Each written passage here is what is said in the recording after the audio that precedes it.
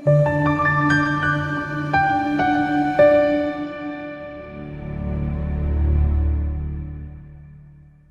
umuntu acelayo ukuthi inamba uyisense uma ungumlandeli le channel. Uma ungayena umlandeli le channel ungayisensile inamba ngoba uzoloku ungibhaza, uzoloku ungisendela ama call back, uzoloku ungithumela ama SMS, uzoloku ungi-WhatsApp kanti if ungumlandeli le channel you stick to ama calls, direct calls, not WhatsApp calls.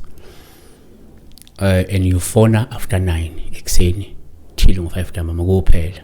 After 5 awungifoneli, before 9 awungifoneli. Nama weekend ngiphisa ukungifonela ngiyasonta, ngiyakhonza, ngiyayisontweni. So sibheka la uThabiso Xoko ukuthi uma uphupha uthana nomuntu omaziyo kanti bese siba noNdumiso Nkosi ethi kusho ukuthi ubhuti uphupha ukuthana nomuntu oyedwa njalo kodwa ke anithandani kodwa ke yena yamazi. So labantu bobabili uThabiso Xoko noNdumiso Nkosi, noNdumiso Nkosi banomoya owodwa wokungabingeleli, wokungaceli. Ngiyawunyanya lo moya loyo, ngiyawukhuza kunoma ubani uma uzongibuza bingelela cela. Ngiyawunyanya, angifuni uqhama bangizenzisi. Angimthanda umuntu ongabingeleli, angimthanda umuntu ongaceli. So it is in my nature ukuthi angingamthandisisi nje umuntu ofele nje abuze engacelanga noma engabingelelanga. At least yenze kodwa bingelela noma cela. So ngokujwayelekile ke la ushuthi singathi sinya these people they are dreaming of themselves having a romantic relationship with a person they know, whereas in real life they are not dating. So asenza kanje. Number 1, ngokujwayelekile uma uphupha umuntu omaziyo kuwuphawu oluhle uma uthandana naye lo muntu, ngoba lokho uphawu lolu lungafika uma kulo muntu uyamcabanga noma uyamthanda, noma lo muntu uyakucabanga noma yena uyakuthanda. Shuthi ngavela into ikhoma lo muntu uyakuthanda noma uyamthanda, lo muntu uyafisa ukuthi nijole noma wena uyafisa ukuthi nijole kodwa uyafisha, noma yena uyafisa ukuthi nijole kodwa uyafisha.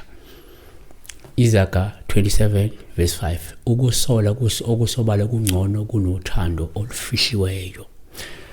2, futhi uma uphupha umuntu omaziyo kuwuphawu oluhle uma nithandana, ngoba lungasho ukuthi kungenzeka lo muntu umphiwe uNkulunkulu futhi nizogcina ngokuthandana ngokuhamba kwesikhathi.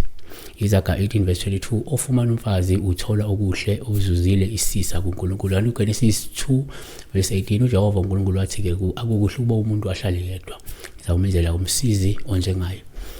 Number 3, uma uphupha umuntu omaziyo kuyaba uphawu oluhle uma nithandana. Abanye bayakholwa ukuthi kungenzeka idlozi noma ithongo esuke likukhomba lo muntu likuphe yena, uyena muntu wakho, uyena bambo lwakho. 4,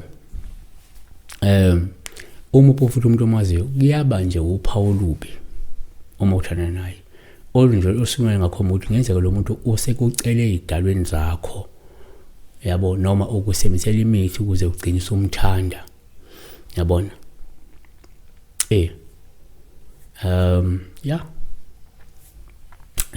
Ngenzeka uyakucela, ngenzeka ukusebenzisela imithi ukuthi ugcine umthanda noma uhambile wayophahla wayokucela edalweni. Abehluleli 14 verse 1, uSamson wehlela eThimna wabona owesifazane eThimna wamadodakazi amaFilisti 2, wakhuphuka wabatshela uyise nonina wathi ke ngibonile owesifazane eThimna wamadodakazi amaFilisti, ngalokho ngithatheleni yena abe ngumkami.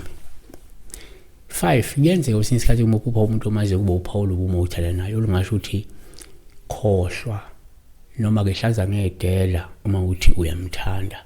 Angeke lo muntu lo yakho uqome noma angeke akushele uma ungowesifazane. Yenze kube ne-crush and lokhu le crush yakho uyayibheka, sophupha niyathandana, esikhathini singisho lo muntu ngeke asaqoma noma ngeke akushele. 6, azivale ngokuthi ke kuyenzeka futhi uma uphupha umuntu omaziyo kuba uphawu lobu uma uthandana naye, olungasho ukuthi kungenzeka wena uhaqo umoya omubi odukisayo ofuna ukuthi lo muntu umlandele, ugcina usulahlekelwa lo muntu onaye njengamanje, yabona. Uma ukuthi unomuntu kuyenzeka lokhu khonjisa umuntu ugcina uzona ube delusional, ucinga ukuthi hayi maybe umuntu engimnikwa isidalwa yilona, umuntu engimnikwa uNkulunkulu iloya. Whereas you are in a relationship and you leave this person, you go to that person, akulahle naye emva kwesikhathi, so lahlelwe kayi-2, lahlelwe lo omshila wamshila loyo. Azivale ngokuthi ke number 7, kwesinye isikhathi uma uphuphutha nomuntu omaziyo lokhu njalo uphuphutha naye kodwa ningathandani, lento ingavela uma ukuthi kunento eyisilwane eloku ikhaqa ezwe nje ukuthi iphazamisa ama-relationship akho, but iziveza njengalo muntu oyi-crush yakho noma iziveza njalo muntu lo loku omaziyo, yabona ukuthi uthanda ngani. Lento isho ukuthi kukhona ubudlelwano okubo njengamanje ngokukamoya, kunento eyisipoko noma kunento eyisilwane enobudlelwane nawe. Sibonga kakhulu-ke, be blessed.